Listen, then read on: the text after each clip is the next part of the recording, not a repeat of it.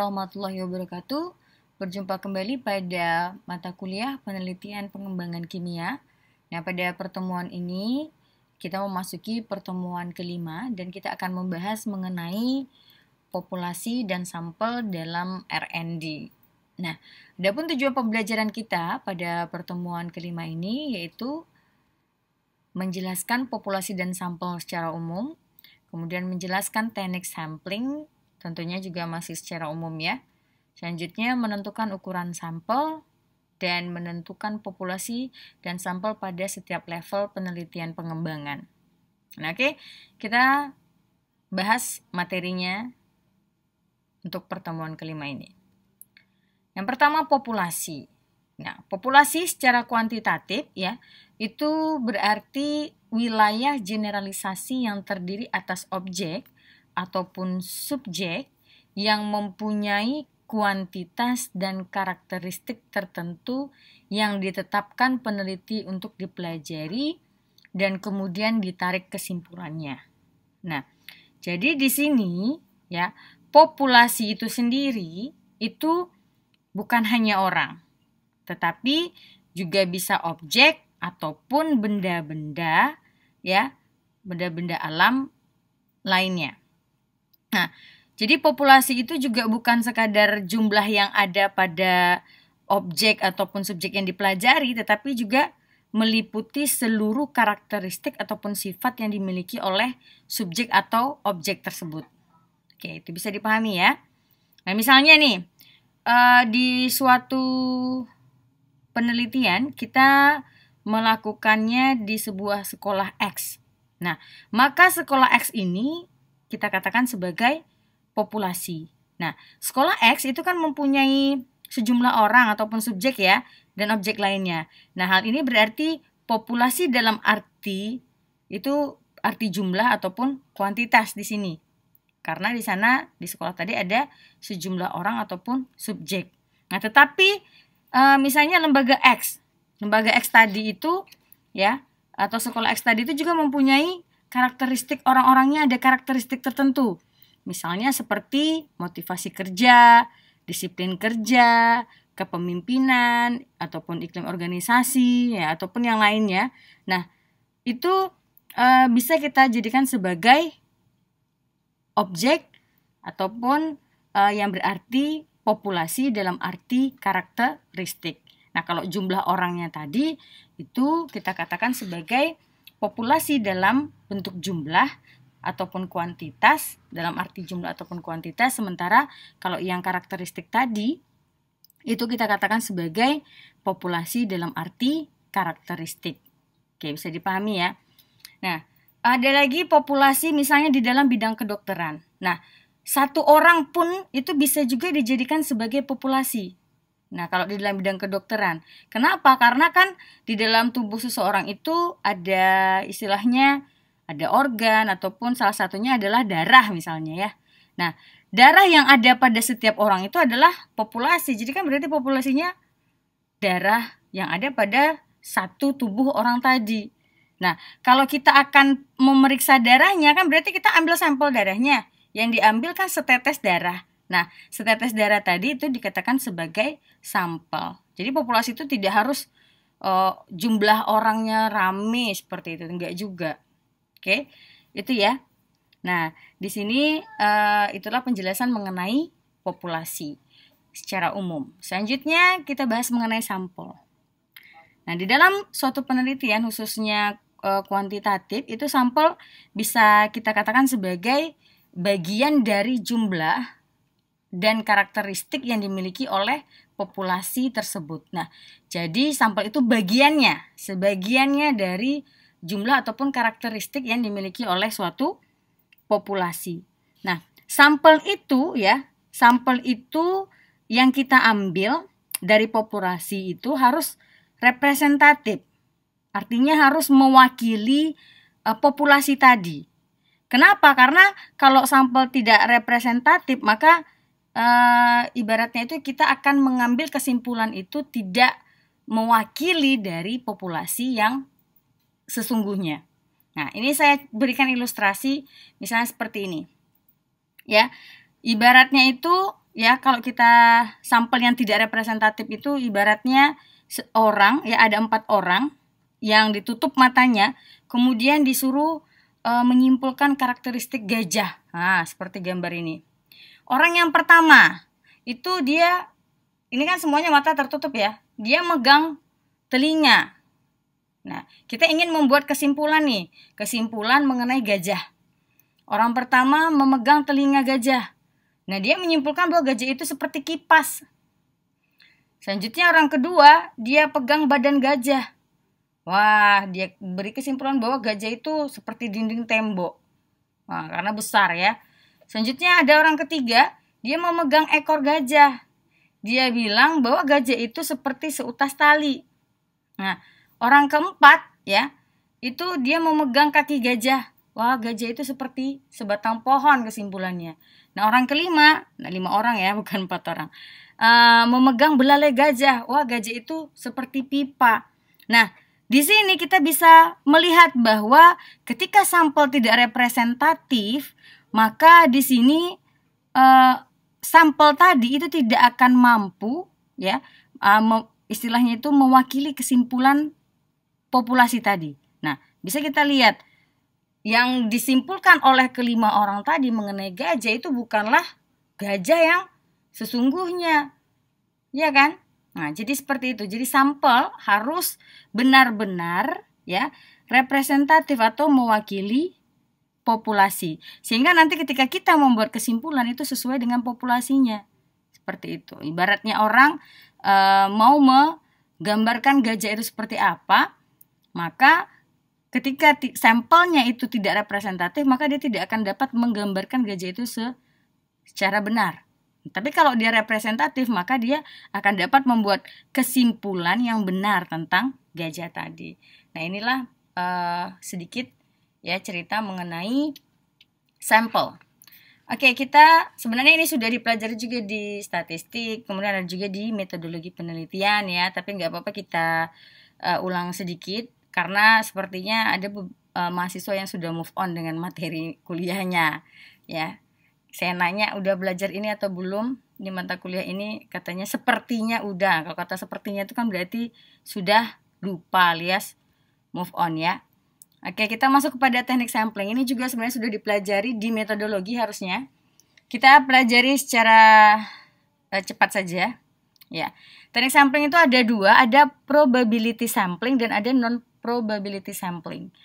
Probability sampling itu ada 4, ada simple random sampling, proportionate stratified random sampling, ada disproportionate stratified random sampling, sama cluster sampling.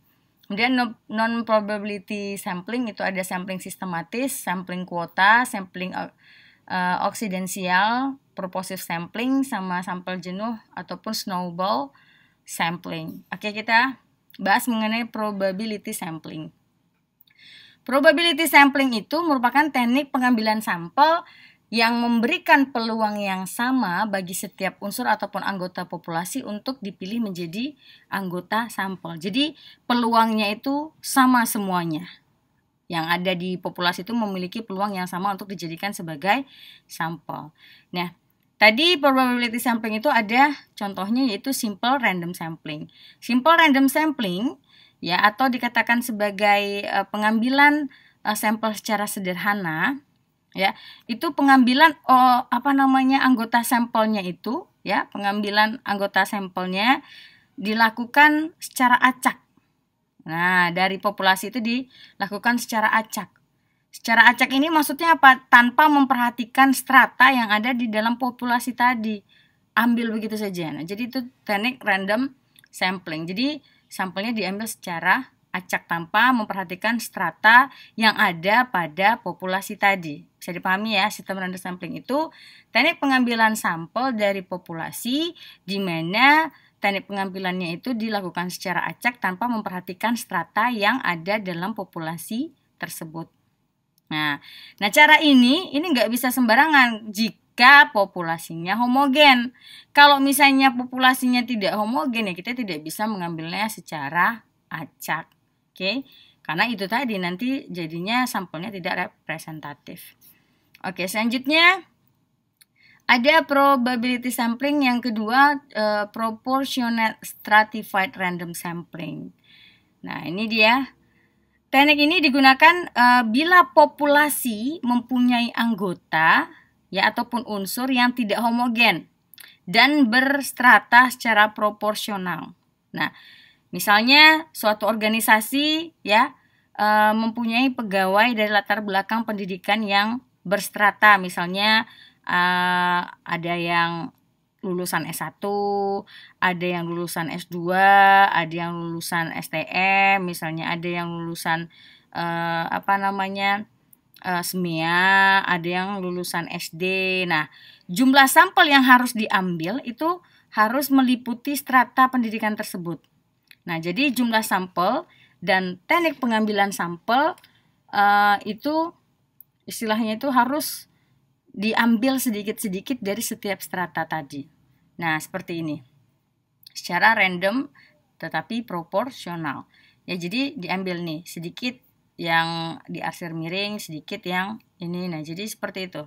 Jadi sampelnya yang representatif, berstrata. Diambil secara acak juga ya, tetapi dia secara acaknya di masing-masing strata. Oke, bisa dipahami sampai di sini? Itu dia.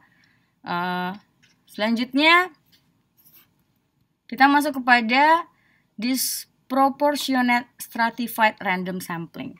Nah, teknik ini ya digunakan untuk menentukan jumlah sampel ya bila populasi berstrata tetapi kurang proporsional. Sini ya dilakukan ya bila populasi dia berstrata atau bertingkat ya, berstrata tetapi kurang proporsional. Nah, misalnya begini. Kalau pegawai dari unit kerja tertentu itu ada yang lulusan S3-nya itu cuma 3 orang. Nah, oh ya tadi ya, kita back sebentar sedikit ya. Pada proportional stratified sampling tadi ya, misalnya kan tadi di dalam suatu di dalam suatu organisasi kan ada yang lulus S1. Jadi jumlahnya itu nggak terlalu jauh-jauh beda gitu. S1-nya misalnya 45, S2-nya 30, misalnya taman STM itu 800 misalnya. Yang taman SMEA itu 400, yang taman SD itu 300, seperti itu. Nah, ini kan artinya jumlah datanya istilahnya itu besar-besar. Nah, kalau dia yang di disproportionate stratified random sampling ini ya, dia kurang proporsional datanya. Terlalu istilahnya itu terlalu jauh datanya tadi. Ya, bedanya. Nah, contohnya misalnya untuk yang di suatu organisasi tadi itu pegawainya itu memiliki misalnya yang lulusan S3 itu ya, lulusan itu S3 itu misalnya hanya 3 orang. Kemudian lulusan S2 itu misalnya 4 orang. Ya. Kemudian yang lulusan S1 itu misalnya 90 orang. Kemudian yang lulusan SMA misalnya itu 700 orang. Ya. Lulusan SMP misalnya ada 800 orang misalnya.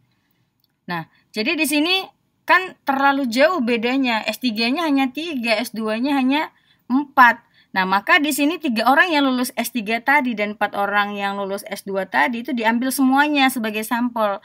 Karena dua kelompok ini terlalu kecil bila kita bandingkan dengan kelompok yang S1, SMA, dan SMP. Seperti itu. Nah, inilah yang dikatakan sebagai populasi berstrata tetapi kurang proporsional. Jadi jumlahnya itu terlalu jauh jaraknya. Perbedaannya terlalu jauh. Selanjutnya ada cluster sampling. Nah, ini bisa dilihat pada gambarnya. Nah, teknik sampling cluster atau cluster sampling atau sampling daerah itu digunakan untuk menentukan sampel bila objek yang kita teliti itu ya atau sumber data kita itu sangat luas.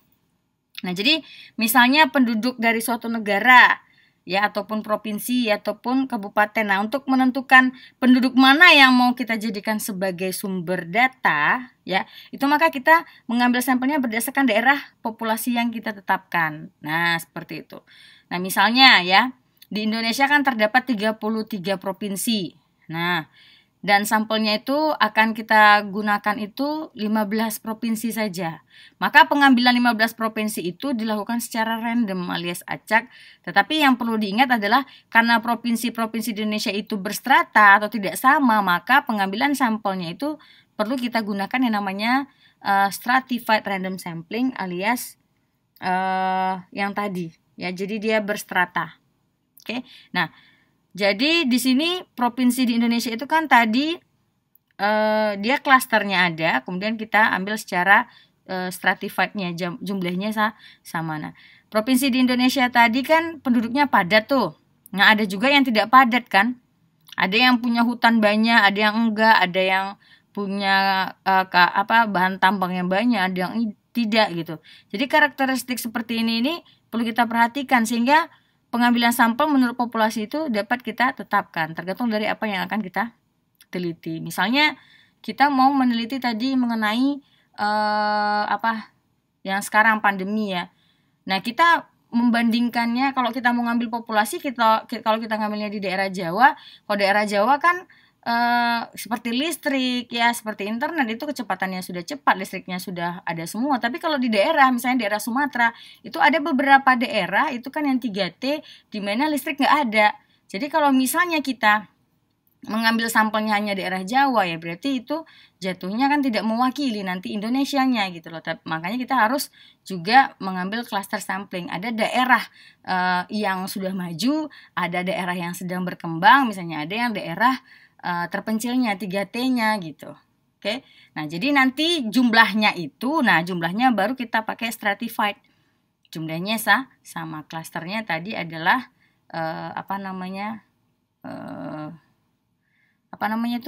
provinsinya. Seperti itu dengan karakteristik yang berbeda tadi ya. Ada yang dari daerah maju, ada yang dari daerah yang sedang berkembang, dan ada yang dari daerah 3T. Seperti itu. Nah, teknik sampling di daerah ini itu sering digunakan melalui 2 tahap ya. Tahap pertama kita menentukan dulu sampel daerahnya. Dan tahap berikutnya baru kita tentukan orang-orang yang ada pada daerah itu sebagai samplingnya. Nah, ini tahap pertama kita ambil dulu sampel daerahnya. Setelah itu baru kita ambil orangnya. Gitu. Jadi ada 2 tahapan. Nah, kalau di dalam proportionate random sampling, stratified random sampling tadi itu hanya istilahnya itu lebih biasanya itu digunakan untuk tidak dalam wilayah yang besar ya. Cluster ini lebih kepada istilahnya itu pembagian seperti untuk menentukan sampelnya itu untuk sumber data yang sangat luas seperti itu. Oke, itu bedanya. Nanti ini kan jadi ada kebingungan nih, nanti ada pertanyaan. Mana tahu Bu, apa bedanya cluster sampling kalau begitu dengan proportionate stratified sampling, Bu? Nah, itu kalau cluster sampling itu untuk yang sumber datanya luas gitu. Oke, bisa dipahami. Nah, di sini cluster sampling itu sering dilakukan melalui 2 tahap, yaitu tahap pertama itu adalah kita menentukan sampel daerahnya, dan tahap berikutnya kita baru tentukan orang-orangnya siapa, sampel individunya. Nah, tadi kan misalnya daerah Jawa, misalnya kota besarnya mana gitu. Kemudian di Sumatera daerah yang sedang berkembangnya, atau di daerah Indonesia ini yang sedang berkembang yang mana, kemudian yang 3T yang mana, kemudian nanti baru sampelnya itu apakah kita ambil orang yang bisa jadi lagi kan, apakah yang sekolahnya SMP, SMA, SD, SMP, SD sama kuliah, atau cuman yang sekolah menengah sampai SD saja misalnya gitu. Nah, itu juga dilakukan pada tahap keduanya gitu untuk menentukan sampel individunya. Oke. Selanjutnya kita masuk ke non-probability sampling.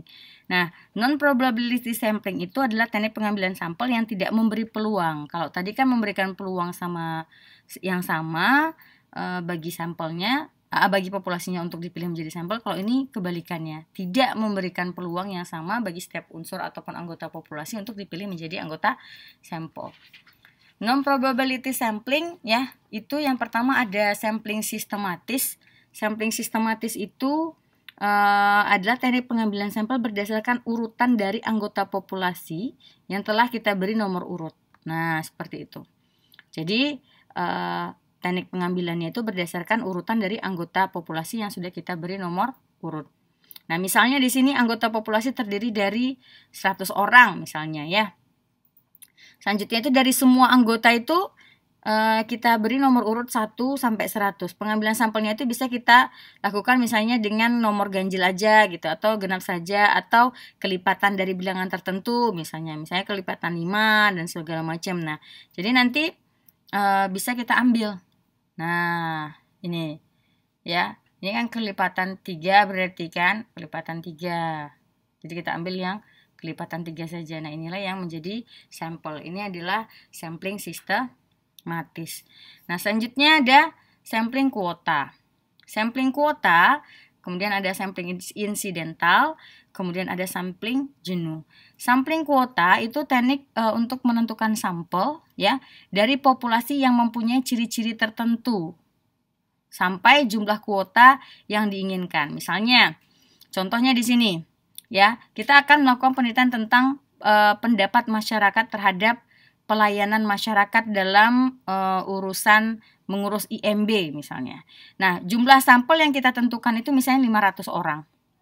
Nah, kalau kita mengumpulkan data itu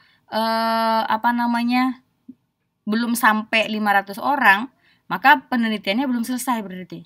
Tapi kalau penelitiannya sudah sampai 500 orang ya berarti penelitiannya sudah dianggap selesai. Seperti itu. Oke. Nah, itu ya. Selanjutnya ada sampling insidental. Sampling insidental ini adalah teknik penentuan sampel berdasarkan kebetulan. Insidensial, kebetulan aja.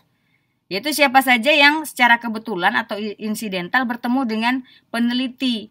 Itu dapat kita jadikan sebagai sampel. Apabila kita pandang bahwa orang itu layak digunakan sebagai sumber data. Seperti itu.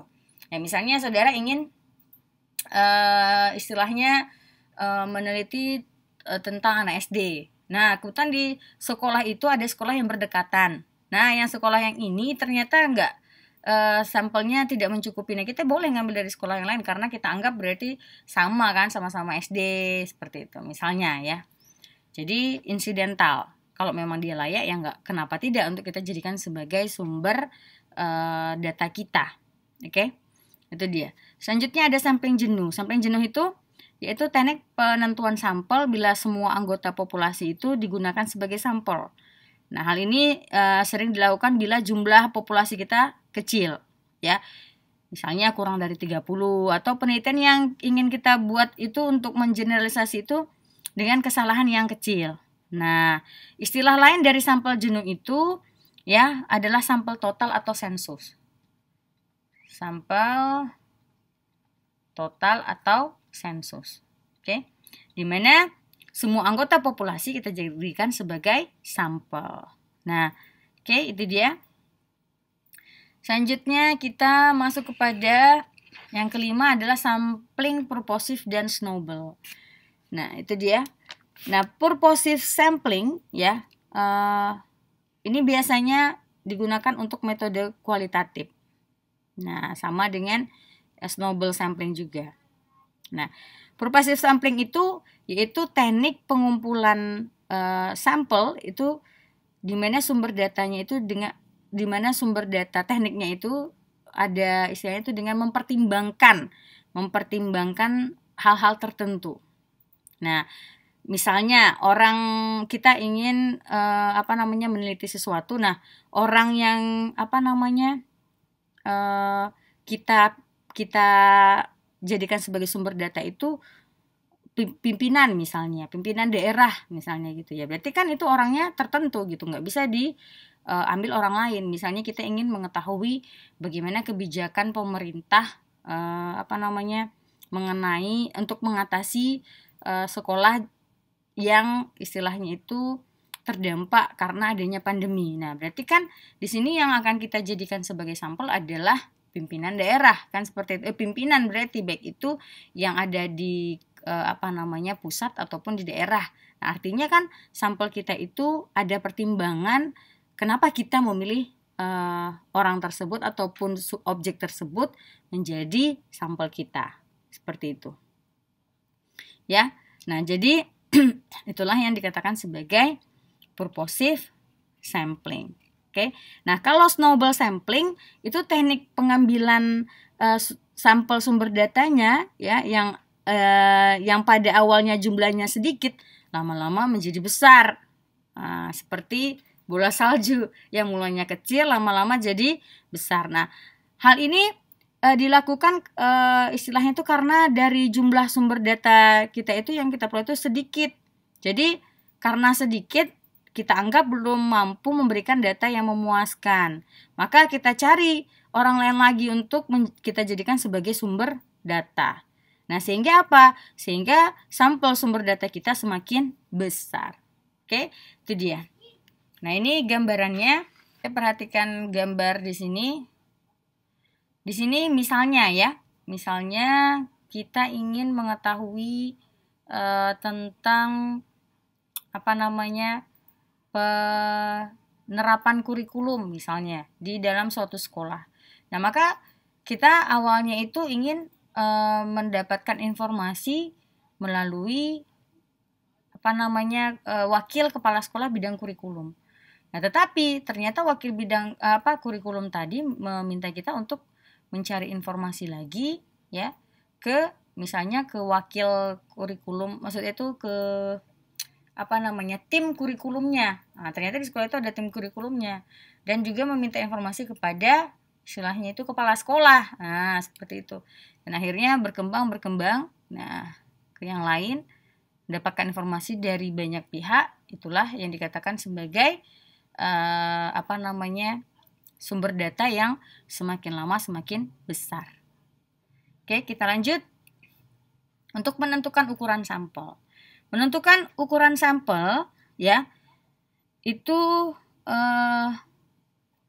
dengan menggunakan rumus Isaac dan Mikhail.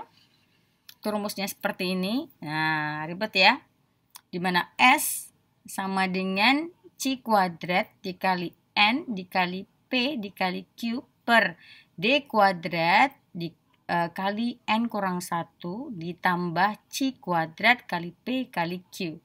Di mana C itu dengan DK sama dengan 1, taraf kesalahan itu bisa 1%, 5% ataupun 10%. Kemudian P itu adalah peluang benarnya, Q itu adalah peluang salahnya yaitu 0,5, di mana D itu adalah perbedaan rata-rata sampel dengan rata-rata populasi. Nah, perbedaannya itu bisa 0,01, 0,05 ataupun 0,10. Dan S itu adalah jumlah sampel. Nah, jangan pusing melihat rumus ini karena rumus ini hanya dasar untuk istilahnya itu menentukan ukuran sampel kita. Nah, rumus ini sudah digunakan untuk menghitung jumlah sampel sehingga menghasilkan tabel berikut. Nah, jangan pusing ya. Jadi saya tidak mencontohkan bagaimana cara menghitungnya, tapi hanya menunjukkan bahwa ini adalah asal rumusnya sehingga terciptalah tabel seperti ini. Nah, itu. Oke, sekarang coba kita lihat di sini. Contoh ya, berdasarkan tabel ini. Kita misalnya contoh untuk populasi 1000 misalnya. Untuk populasi ini saya catat di sini ya. Contoh. Untuk populasi 1000 misalnya, untuk populasi 1000 ya. Untuk populasi 1000 di mana taraf kesalahannya ya. Taraf kesalahannya 1%, itu jumlah sampelnya berapa berarti? Kalau di dalam pendidikan itu biasanya kita menggunakan taraf kesalahan 5%, ya. Nah, di sini berarti jumlah sampelnya berarti berapa? Ini 1000 ini. Jumlah sampel untuk yang 1% adalah 399. Maka di sini jumlah sampelnya itu harusnya 399. Itu kalau populasinya 1000 ya. Selanjutnya itu jumlah sampel. Untuk yang taraf kesalahan 1%. Nah, berarti kalau yang taraf kesalahan 5% berapa? Berarti 277. Berarti kalau yang untuk 10% berapa? 213. Seperti itu. Oke, inilah dia istilahnya itu data yang bisa kita ambil ya, jumlah sampel yang bisa kita ambil ini berdasarkan rumus tadi, rumus Isaac dan Mikhail.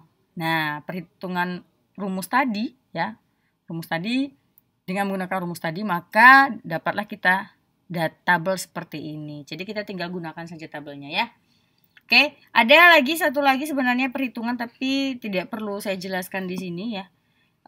Cukup satu saja contoh penentuan jumlah sampel di sini. Oke, karena yang satu lagi itu ada namanya dengan nomogram Harry King. Kalau mau di searching boleh.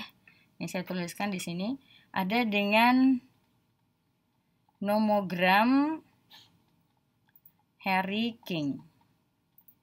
Nah, itu dia. Di sini nomogram Harry King ini untuk menentukan ukuran sampel populasi itu sampai 2000. Ya, kalau untuk Isaac ini kan banyak nih datanya. Ya, udah sampai 100.000 ya. Seperti itu. Oke. Nah, ini dia untuk penentuan jumlah sampel. Selanjutnya kita masuk ke populasi dan sampel pada level-level penelitian pengembangan. Nah, saya sudah pernah menjelaskan di pertemuan sebelumnya bahwa penelitian pengembangan itu ada 4 level ya. Di mana ada level 1. Nah, pada level 1 kita tahu bahwa penelitian pengembangan level 1 itu adalah penelitian yang penelitian pengembangan di mana peneliti melakukan penelitian itu untuk hanya mengetahui potensi dan masalah yang ada dalam suatu objek tadi. Nah, di sini penelitian itu ya untuk merancang produk dan di sini istilahnya itu melakukan penelitian untuk menguji rancangan produk tadi yaitu hanya secara internal, yaitu dengan mendapatkan pendapat ahli ataupun praktisi. Nah, di dalam penelitian pengembangan level 1 ini kita tahu bahwa itu tidak ada peneliti tidak memproduk rancangan yang dibuat sehingga tidak menguji produk tadi secara eksternal, hanya tadi mengujinya secara internal yaitu oleh pendapat ahli dan praktisi. Seperti itu. Nah, untuk posisi populasi dan sampel ya, di sini di dalam penelitian pengembangan itu untuk level 1 bisa dilihat pada gambar berikut ini. Nah, populasi dan sampel 1. Nah, berdasarkan gambar ini ya, populasi dan sampel 1 ya atau bisa kita katakan sebagai informan itu diperlukan pada tahap pengumpulan data pertama, yaitu untuk menggali potensi dan masalah. Kemarin kan kita sudah membahas mengenai potensi dan masalah. Kita tentukanlah sampelnya apa, populasi dan sampelnya siapa gitu ya. Untuk misalnya di sekolah. Contoh misalnya kita ingin mengetahui permasalahan pembelajaran yang terdapat di sekolah X. Nah, pada pelajaran kimia. Nah, berarti kan di sini populasinya kan seluruh guru. Nah, secara umumnya seperti apa? Nah, sampel yang kita ambil kan berarti guru kimianya seperti itu. Nah, maka kita menggali potensi dan masalahnya bisa dengan menggunakan cara yang sudah saya jelaskan pada pertemuan sebelumnya. Oke, selanjutnya ada populasi dan sampel 2. Populasi sampel yang kedua atau informan kedua itu diperlukan ya bila peneliti ingin menggali sumber data tersebut untuk mengetahui produk apa yang diperlukan pada tempat yang diteliti gitu. Jadi ada studi literatur, kemudian kita kumpulkan informasi, tadi masalahnya apa, kemudian kita kumpulkan informasi, kira-kira produk apa ya yang bagus yang dikembangkan berdasarkan potensi dan masalah yang sudah kita peroleh tadi pada tahap pertama. Oke. Nah, itulah guna dari populasi dan sampel ataupun informan kedua sebagai apa? Sebagai istilahnya itu tambahan informasi atau menggali sumber yang lainnya untuk mengetahui mengenai produk apa yang akan kita kembangkan yang cocok kira-kira untuk mengatasi masalah yang sudah kita temukan tadi di sekolah X tadi ya. Oke, selanjutnya populasi dan sampel yang ketiga. Nah, atau kita katakan sebagai informan tahap 3. Di sini diperlukan bila peneliti ingin menguji rancangan produk secara internal. Kan tadi produknya sudah kita desain, sudah kita buat, kemudian kita validasi kan. Validasi desain tadi kan secara internal. Ya, kita validasi secara internal. Berarti validasi secara internal ini dilakukan dengan cara meminta pendapat ya ataupun saran-saran ya dari validator ahli. Nah, seperti itu. Dari validator ahli. Oke. Nah, itu dia untuk populasi dan sampel pada penelitian pengembangan level 1. Selanjutnya pada penelitian pengembangan level 2. Di sini pada penelitian pengembangan level 2 ya, kita tahu bahwa pada level 2 ini penelitian itu, nah ini saya langsung saja, penelitian itu kita tidak membuat rancangan produk melalui penelitian, tetapi hanya memvalidasi dan menguji efektivitas ataupun efisiensi ataupun kepraktisannya tadi, kepraktisan penggunaan produk yang sudah ada. Jadi di sini kita tidak merancang produk ya, tetapi hanya istilahnya itu produk yang sudah ada, produk tertentu, kita lihat efektivitasnya. Nah, seperti itu ya. Ini. Nah, di posisi populasi dan sampel di sini ya, ini ada populasi dan sampel di sini. Nah, posisi populasi dan sampel ataupun informan tadi sebagai sumber data penelitian ya untuk penelitian pengembangan level 2 itu digunakan saat penelitian dan pengujian produk tahap 1, 2, dan 3. Nah, di mana pengujian produk dengan menggunakan metode eksperimen. Nah, sehingga teknik pengumpulan data itu akan menggunakan yang namanya tes dan melakukan pengamatan saat produk itu diuji. Serta bisa juga dengan melakukan wawancara kepada sampel ataupun informan yang terlibat di dalam pengujian tadi. Nah, inilah posisi populasi dan sampel pada penelitian pengembangan level 2. Selanjutnya, populasi dan sampel pada level penelitian pengembangan yang level ke-3. Pada penelitian pengembangan level 3 itu meneliti dan menguji produk ya dalam rangka mengembangkan produk yang telah ada tadi. Nah, melalui pengembangan tadi diharapkan produk yang sudah ada tadi menjadi efektif dan efisien. Jadi istilahnya itu produk itu sudah ada, tapi kita buat lagi inovasi sehingga menghasilkan produk yang baru. Nah, di sini pada penelitian pengembangan level 3, posisi dari populasi dan sampel itu kita bisa lihat ini ada 6 posisinya ya. Ada populasi dan sampel 1. Populasi dan sampel 1 atau informan 1 itu digunakan sebagai sumber data untuk memperoleh data terhadap produk yang ada. Ya, baik di sini dari aspek bentuknya, performance-nya ataupun spesifikasi kerjanya, misalnya seperti itu ya.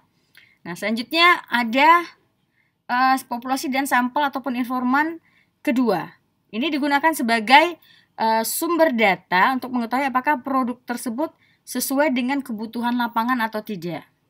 Nah, kemudian populasi dan sampel pada tingkat ketiga atau populasi dan sampel ataupun informan ketiga itu digunakan untuk pengujian internal rancangan. Tadi kan perancangan pengembangan produk yang baru. Setelah kita tahu tadi kira-kira tadi yang di populasi dan sampel yang kedua tadi kan mengetahui apakah produk tersebut sudah sesuai dengan kebutuhan lapangan atau tidak gitu.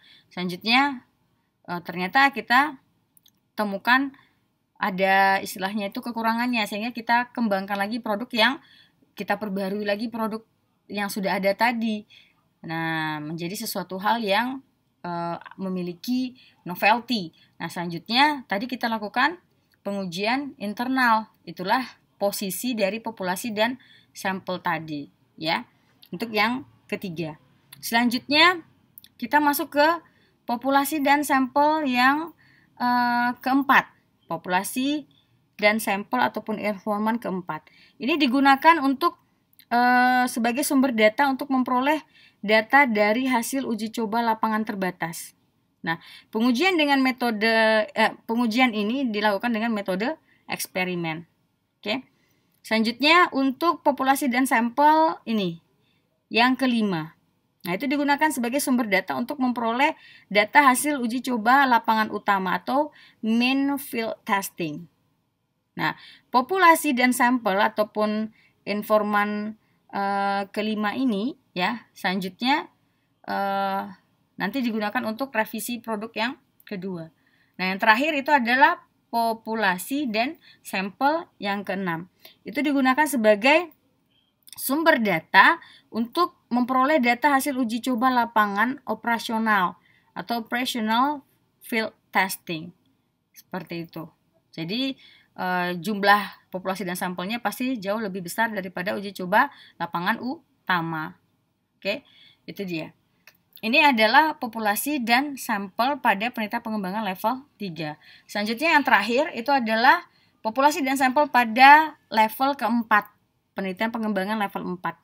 Nah, di sini ya kita lihat dalam penelitian pengembangan yang level 4 di sini, ini kan terjadinya proses meneliti, kemudian menguji dalam menciptakan produk baru. Ya, kalau penelitian pengembangan kita biasanya yang level 3 ya, karena kan mahasiswa biasanya mengembangkan produk yang sudah pernah dibuat orang lain, tetapi kita membuat sesuatu hal ataupun memberikan inovasi yang berbeda dari produk yang sudah dibuat oleh orang lain. Seperti itu, misalnya pengembangan modul. Nah, orang udah banyak yang bikin modul, tapi kita membuat modul yang baru dengan beberapa perbedaan sehingga menyebabkan modul kita itu memiliki novelty dibandingkan dengan modul orang lain gitu. Artinya ada perubahan yang kita buat sehingga modul kita tadi berbeda dengan modul orang lain. Nah, itu lebih kepada level ketiga ya berarti kita. Ya, untuk biasanya yang dilakukan di penelitian pengembangan yang ada biasanya gitu ya. Karena kalau pada level keempat kan mungkin saudara masih ingat itu kalau pada level keempat itu kita meneliti, menguji dalam menciptakan produk baru. Nah, di sini kita lihat bagaimana posisi populasi dan sampelnya ya. Itu populasi dan sampelnya ya. Kita lihat di sini yang pertama dari sini. Nah, sama seperti yang tadi, kalau yang informan pertama atau populasi dan sampel yang pertama itu digunakan untuk menggali potensi dan masalah. Ini sama semua ya, sampel 2. Kalau tadi kan sampel 6 juga. Ini juga populasi dan sampel kedua. Nah, sekarang untuk yang informan pertama, sumber data untuk menemukan masalah dan potensi yang ada di suatu objek penelitian. Nah, sehingga data yang kita peroleh tadi dapat digunakan sebagai bahan pertimbangan dalam membuat rancangan suatu produk. Nah, itu ya. Itu dia. Kalau yang tadi yang penelitian yang yang level 3 itu kan produknya sudah ada, kita lihat sebenarnya kekurangannya apa. Nah, seperti itu. Ya, selanjutnya yang populasi selanjutnya ya, data tadi digunakan sebagai sumber data untuk menemukan masalah. Selanjutnya populasi dan sampel itu kita masuk kepada tahap yang kedua ya. Selanjutnya populasi dan sampel 2 itu digunakan sebagai sumber data untuk memperoleh data dalam rangka membuat desain ataupun rancangan produk kita. Oke, nah di sini peneliti meminta pertimbangan pada sampel atau informan tentang rancangan produk seperti apa yang perlu dibuat untuk peningkatan misalnya produktivitas kerja ataupun untuk meningkatkan hasil belajar siswa ataupun keterampilan berpikir kritis siswa misalnya seperti itu ya. Nah, itu dia. Kita minta istilahnya itu informasi ataupun istilahnya itu kira-kira pertimbangan kira-kira produk seperti apa yang sebaiknya dibuat gitu. Oke, untuk merancang produk. Nah, selanjutnya kita masuk kepada populasi dan sampel ketiga. Di dalam populasi sampel ketiga itu digunakan sebagai sumber data untuk menguji rancangan ataupun desain produk kita tadi. Nah, pada tahap ini peneliti bisa meminta pendapat ataupun komentar ataupun saran-saran dari ahli ataupun praktisi terhadap rancangan produk yang telah dibuat. Seperti itu. Ya. Selanjutnya berdasarkan data-data dari ahli dan praktisi tadi, kita analisis, selanjutnya kita revisi desainnya. Nah, kemudian kita buat lagi lah produknya, kita revisi desainnya, baru kita buat tadi kan rancangan, kemudian validasi desain, kemudian revisi desain, selanjutnya pembuatan produk, selanjutnya uji coba terbatas. Nah, di uji coba terbatas itu posisi dari populasi dan sampel, yaitu populasi sampel keempat, itu istilahnya itu untuk uji terbatas ini datanya tadi populasi dan sampel dilakukan untuk memperoleh data dari hasil uji terbatas. Oke, atau preliminary field testing. Nah, dalam proses ini kita perlu pengujian atau proses pengujian ya. Dalam proses pengujian ini perlu pengumpulan data dengan menggunakan misalnya pengamatan ataupun wawancara ataupun kuesioner. Ya, itu dia. Selanjutnya kita masuk ke revisi produk 1, lalu masuk ke uji coba lapangan utama. Nah, di uji coba lapangan utama itu merupakan istilahnya itu pengumpulan data 5. Pengumpulan data 5. Ini bukan pengumpulan data 5 harusnya ya, tapi populasi dan sampel 5. Ya, populasi dan sampel 5. Di sini populasi dan sampel ataupun informan kelima itu digunakan untuk uji coba lapangan utama. Kemudian selanjutnya hasil tadi digunakan untuk merevisi produk yang tahap kedua. Nah, berikutnya kita hasil revisi tadi, produk yang kedua tadi, revisi yang kedua, itu kita uji coba lagi lapangan operasional. Nah, di sini ya, populasi dan sampel ataupun informan ke-6 ini untuk mendapatkan data pengujian lapangan operasionalnya yang kita gunakan untuk merevisi produk kita. Nah, maka terbentuklah yang namanya revisi produk ketiga. Kemudian barulah dilakukan setelah revisi produk ketiga, barulah dilakukan diseminasi ataupun implementasi.